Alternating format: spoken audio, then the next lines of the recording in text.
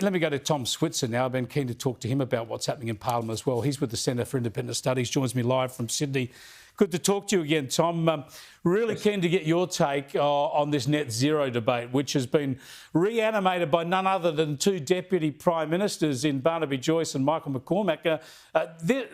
Look, I know the coalition has been stuck in these battles for the last 2 decades, and you and I have been right in there in the thick of it. But they've got to come to a landing, so they may as well do it now, right? Well, just look around the world, Chris. I mean, the United States has pulled out of the Paris climate deal. And just today, the EPA, the Environmental Protection Agency, has drafted a plan that would end its ability to regulate greenhouse gas emissions. And then you look at China, notwithstanding all the investments into wind and solar, you've got China that remains heavily addicted to Australian coal and gas. And then there's the non-OECD, the rest of the non-OECD, the developing nations, they contribute to the lion's share of global emissions. Now, in Australia, as the National Party's former leaders have made it very clear today, surely the case to shift to renewables needs to be approached with more caution, because if wind and solar are so cheap, why do they require an ever-growing taxpayer subsidy? Absolutely, absolutely. You've just got to look at the experience. We're fortunate. We should be able to follow the experience overseas. Instead, we're charging headlong into an unprecedented experiment, because the other countries, especially European countries that have tried to venture down this path, they are not reneging on their net zero aspirations, but they're certainly shifting heavily towards nuclear in order to do it. They know renewables can't do it. But also, heed Tony Blair, the former Labor Prime Minister from Britain, a well-known climate enthusiast. He says it's wrong for people to be asked to make financial sacrifices and changes in lifestyles when they know that their impact on global emissions is minimal. So the right goal here, I think, for the coalition, and I heard Senator Jane Hume, the Liberal senator from Victoria, talking about this issue before, the right goal here, Chris, I think should be the pace of energy policy change, not its long-term necessity. And I think that's the way to respond in a sophisticated way to Labor's scare campaign.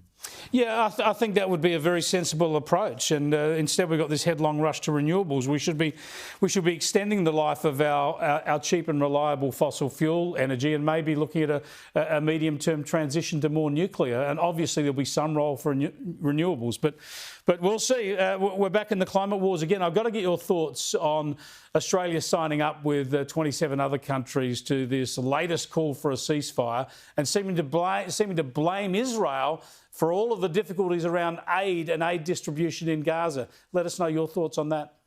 Well, look, the leading neoconservative columnist for the New York Times, Brett Stevens, past guest on your program, he makes it very clear that if the Israel government's intent and actions are genocidal, why hasn't it been vastly more deadly? The problem, though, Chris, is the weight of world opinion here. It's not just the Albanese government. You've got, 28 nations here that signed this joint statement.